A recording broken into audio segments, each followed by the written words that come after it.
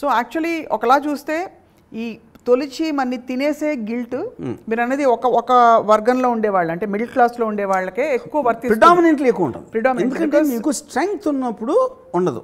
లో క్లాస్లో మనకి ఎడ్యుకేషన్ ఉండదు. వాళ్ళు almost they live like animals guilty ఉండదు కదా. Animals no animal ever feel guilty. Or would it be right to say that వాళ్ళకి ఎక్కువ మనలాగా మేధోపరమైన ఇంటెలెక్ట్ లేకపోవడం? అదే అన్నా, దట్స్ వాట్ ఐమ్ సేయింగ్. మీకు ఇంటెలెక్ట్ లేదు, మీకు స్ట్రక్చర్ కూడా లేదు కదా. ఇప్పుడు పులి జంక పిల్లని చంపేస్తుంది, అప్పుడే పుట్టిన జంక పిల్లని కూడా తినేస్తుంది. ఎందుకంటే అది పిల్లని తినకూడదు అని ఎవరు చెప్పలా, మనకి చెప్పారు. అది సొసైటీలో మనకి చెప్పారు ఇది చేయొద్దు అది చేయకూడదని.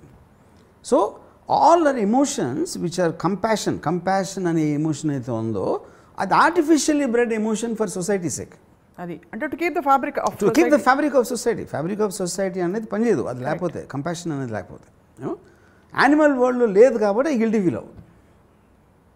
మరి యానిమల్ వరల్డ్లో లేకపోతే అంత అప్పుడు నేను తెలివిగా నేను సొసైటీలో ఉంటానే నేను జంతువులు బతుకుతున్నాను. నేను బట్టలు వేసుకునే జంతువుని బేసిక్గా అంతే. మీరు మీ గురించి మీకు జ్ఞానోదయం అయింది కాబట్టి మీకు గిల్ట్ లేదు. గిల్టీ ఫీలింగ్ అనేది ఉండదు. Never because I understand where it is coming from. ఇప్పుడు ఏదైనా ఎమోషను మీకు ఎక్కడ అంటే ఇప్పుడు దీనికి ఎగ్జాక్ట్గా కనెక్షన్ కాదు, ఒకటి చెప్తాను ఒక ఎగ్జాంపుల్. అంటే ఒక్క థాట్ అనేది అసలు మీకు ఎలాగ మీకు మార్చేస్తుంది మైండ్ అనేది. డీకే రావు అని ఒక గ్యాంగ్స్టర్ ఉన్నాడు బాంబేలో. ఆడు వెరీ ఫేమస్ గాయ్. ఫేమస్ అంటే బాంబేలో బేసిక్గా. ఆడొక్కడే దావుద్ ఇబ్రాహింకి అగెన్స్ట్గా చేసాడు కొన్ని. నేను ఒకటే డీకే రావుని అడిగాను, దావుద్ ఇబ్రాహింకి అగెన్స్ట్గా మీకు అంత ధైర్యం ఎట్లా ఉంటుంది వెళ్ళటానికి? ఆఫ్కోర్స్ హిందీలో జరిగింది కాన్వర్సేషన్. అంటే అన్నాడు, సరే రమ్మబాయ్, ఏ మనిషి అన్నా ఎవడైనా, అది దావుద్ ఇబ్రాహిం అవ్వచ్చు, ప్రెసిడెంట్ ఆఫ్ అమెరికా అవ్వచ్చు, లేకపోతే పోలీస్ కమిషనర్ అవ్వచ్చు, మీరు అవ్వచ్చు, నేను అవ్వచ్చు, ఎవరైనా అవ్వచ్చు, మనందరం పొద్దున్న లేచి ఏం చేస్తాం? పళ్ళు తోముకుంటాం. ఆడు కూడా పళ్ళు తోముకునే డేస్ పళ్ళు తోముకున్నాడు. అలాంటి దాంట్లో నేను ఎవరికి భయపడాను. అంటే మన బాడీలీ ఫంక్షన్స్ అన్నీ సేమ్ కాబట్టి అందరు మనుషులు ఒకటే నేను నమ్ముతాను. అందుకని నేను దావుద్కి భయపడ్డా. దావుద్ని నేను చంపడానికి ఎంత ఛాన్స్ ఉందో వాడికి నన్ను చంపడానికి అంతే ఛాన్స్ ఉంది. ఎక్కువ ఛాన్స్ ఏం లేదు ఎవరికి. సో ఇప్పుడు నన్ను చంపడానికి కనీసం 25 మంది ట్రై చేస్తున్నారు. ఇప్పుడు ఆ 25 మంది దావుద్ ఒకడు. ఎవడైనా సక్సెస్ అవ్వచ్చు, ఎప్పుడైనా నేనన్నా అవ్వచ్చు, వాళ్ళైనా అవ్వచ్చు. అప్పుడు దావుద్ ఒక్కడికే భయపడాల్సింది అనేది మీనింగ్లెస్ థాట్ అన్నాడు.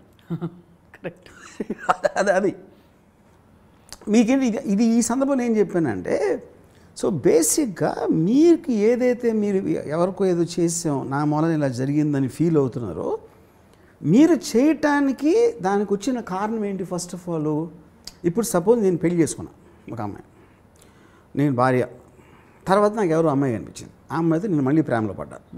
అప్పుడు ఎవరి తప్పది? నా తప్పు కాదు, నాకు కలిగిన ప్రేమ తప్పు.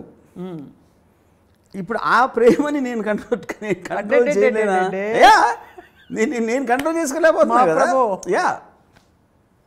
అప్పుడు ఈ ప్రేమ అనే ఎమోషన్ ఎవడిచ్చాడు? దేవుడు ఇచ్చాడు. కానీ ఎమోషన్స్కి బలైపోకూడదనే ఎమోషన్ ఎవరిచ్చారు? అదే అంటున్నా. అప్పుడు మీకు చాయిస్ ఉంది. That is when I said me options తీసుకుంటున్నారు అక్కడ. అదే ఒకరిని నమ్మక ద్రోహం చేయడానికి లేకపోతే ప్రేమించడానికి అన్నీ కూడా మీ ఆప్షన్స్ అక్కడ. అప్పుడు నేను ఇంటికి వెళ్తే, భర్త ఇంటికి వెళ్తే భార్య ఉనికి భరించలేకపోతున్నాడు. ఇక్కడికి వస్తే ఈ అమ్మాయితో ఒక మహా ఆహ్లాదం వచ్చేస్తుంది. అప్పుడు అది ఏం చేయాలి లైఫ్లో? మిగతా టైం అంతా నరకంలో ఉండాలా? Same thing with wife also. నేను చెప్పేది ఇందాక చెప్పాను కదా ఎగ్జాంపుల్. అందుకని ఎవడి చావాలి చావాలి, ఎవరి బతుకాళ్ళు బతకాలి. ఇంకోళ్ళ ఎమోషన్స్, ప్రామిస్లు, లేకపోతే ఏమంటారు దీన్ని, లాయల్టీలు, ఏదేదైతే మన మంచి ఎమోషన్స్ అనుకుంటామో, ఫ్రెండ్షిప్, లాయల్టీ, గ్రాటిట్యూడ్, ఇవన్నీ మిమ్మల్ని నాశనం చేసేస్తాయి.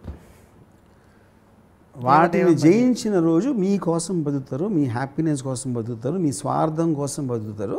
There you will be the happiest in life. ఇంకొకరితో రిలేషన్షిప్ వాళ్ళ మూలాన మన హ్యాపీనెస్ పెరగాలి. ఆ రిలేషన్షిప్ వల్ల మన మీద ప్రెషర్ పెరిగిందంటే మీకన్నా మూర్ఖులు ఎవరు ఉండరు. ఇది నా మీరు ఇలా శుభం కార్డు వేస్తాక ఒక లాస్ట్ క్వశ్చన్ అడగచ్చా వద్దా? ప్లీజ్ అడగండి. మా ప్రభు అడగండి. ఇప్పుడు సొసైటల్ కండిషనింగ్ అంతా పక్కన పెడితే రైట్ అండ్ రాంగ్ మధ్య మనకు ఒక సెల్ఫ్ ఇమేజ్ కూడా ఉంటుంది. నేను స్వప్నని ఇంత దారుణమైన పని చేస్తానా, నో నో నో నో అని చెప్పి మనకి లోపల ఒకటి అడ్డుపడుతుంది, ఒక self image. That also causes a lot of guilt in doing certain things. For example that is your check. నేను అదే చెప్తున్నా, కానీ నేను స్వప్నాన్ని అలా చేయటానికి ఏ కారణాలు ఇన్ఫ్లుయెన్స్ చేసినాయి అనేది వాటిని ఎక్కువ ఆలోచించాలన్నా. Okay, not Swapna is not the point. అలా తయారు చేసింది, ఆ ఇమేజ్ పెట్టి తయారు చేసింది, ఆ ఇమేజ్లోకి దూరేలా చేసింది చుట్టూ ఉండే ప్రభావం అంటున్నారు మీరు. నేను ఫస్ట్ ఈ భర్త భార్యను పెళ్లి చేసుకున్నప్పుడు ఏ ఫీలింగ్తో చేసుకున్నాడో ఆ ఫీలింగ్ మారింది ఇప్పుడు వేరే రేపుకి. ఆ ఫీలింగ్ అనేది ఈ ఫీలింగ్ వాడి కంట్రోల్లో ఉండదు, ఈ ఫీలింగ్ వాడి కంట్రోల్లో ఉండదు. కానీ ఏ ఫీలింగ్ వల్ల వాడికి ఎక్కువ హ్యాపీనెస్ వస్తుందో దాన్ని పట్టుకుని వెళ్ళగలడు. అంటే ఇంకేం ఆలోచించొద్దంటే ఏం ఆలోచూడు. మీరు అసలు ఏం చెప్పాలో అర్థం కావట్లేదు. ఎప్పుడైనా మీరు డ్రైవ్ చేయరు కాబట్టి మీరు డ్రంక్ అండ్ డ్రైవింగ్ ఎప్పుడైనా పట్టుబడ్డారని అడగచ్చు, కానీ యూ డోంట్ డ్రైవ్ కాబట్టి. బట్ దానికి దీనికి ఏం సంబంధం? అంటే గిల్ట్ ఎక్కడెక్కడ వస్తుందో చూస్తున్నాను. రిలేషన్షిప్స్ ఆల్రెడీ కవర్ చేశారు. పేరెంటింగ్ ఎందుకు గిల్టీ ఫీల్ అవుతున్నారని మీకు అర్థమైన రోజు మీకు గిల్టీ ఫీలింగ్ ఉండదు. అర్థమైంది. చాలా కనువిప్పు కలిగించారు రామ్ గోపాల్ వర్మ గారు. సో మొత్తానికి మిడిల్ క్లాస్ వాళ్ళు గిల్ట్ ఫీల్ అవుతారు కాబట్టి మీ రాము మిడిల్ క్లాస్ వాళ్ళు ఒక్కళ్ళే అంటలేదు, chances of that is more. ఎందుకంటే లో క్లాస్ వాళ్ళు they are more closer to instinct. They don't have this much of baggage. Rich class వాళ్ళు power they have the power, they don't need to care about it. So ఇక్కడ middle class Subbarao గారికి మీరు ఏం చెప్పదలుచుకున్నారు ఈరోజు మా ప్రేక్షకులకి? మిడిల్ క్లాస్ సుబ్బారావు గారు అలాగే సుబ్బలక్ష్మి గారు మీ ఇద్దరు ఒక్కటే నేను చెప్పే ఉచిత సలహా ఏంటంటే, మీకు హ్యాపీనెస్ తోడ్పడే ఎనీ రిలేషన్షిప్, అది మీ పిల్లలతో అవచ్చు, భర్త అవచ్చు, భార్యతో అవచ్చు, ఎవరితో అవచ్చు, మీ హ్యాపీనెస్కి తోడ్పడేది ఎప్పుడైతే రిలేషన్షిప్లో తగ్గటమో లేకపోవటమో జరిగిందో ఇమ్మీడియట్గా అని వదిలేండి. ఒక్క సెకండ్ ఆలోచించుకొని ఏమాత్రం గిల్టీ ఫీలింగ్ లేకుండా. ఎందుకంటే మీరు పుట్టింది, మీరు బతికేది మీకోసం, మీ ఆనందం కోసం, వేరే వాళ్ళ కోసం కాదు. థ్యాంక్స్. ఇదేమిటి? ధన్యవాదాలు. ఇప్పుడు రోలింగ్ టైటిల్స్ కోసం ఎండ్లో ఒక క్వశ్చన్ ఊరికే ఘాటుగా అడుగుతా. దిక్కుమాలింది ఇంత జీవితం, ఎంతసేపు ఈ ఆడమగ రిలేషన్షిప్ల గురించి తప్ప వేరే గోల్ లేదా? ఏదైనా సరే నేను పిల్లలు కూడా చెప్పాను కదా, పిల్లలు అవ్వచ్చు, పెద్దలు అవ్వచ్చు, మీ కొలీగ్స్ అవ్వచ్చు, మీరు మిమ్మల్ని ఒక కృతజ్ఞత, గ్రాటిట్యూడ్ చెప్పారు, బిట్రేయల్ చెప్పారు, అన్నీ చెప్పాను. ఉట్టి ఆడమగని చెప్పలేదు అంతే అన్నీ. సుబ్బారావు గారికి, సుబ్బలక్ష్మి గారికి మాత్రం ఇదే చెప్పారు. But thank you Ram Gopal Varma గారు.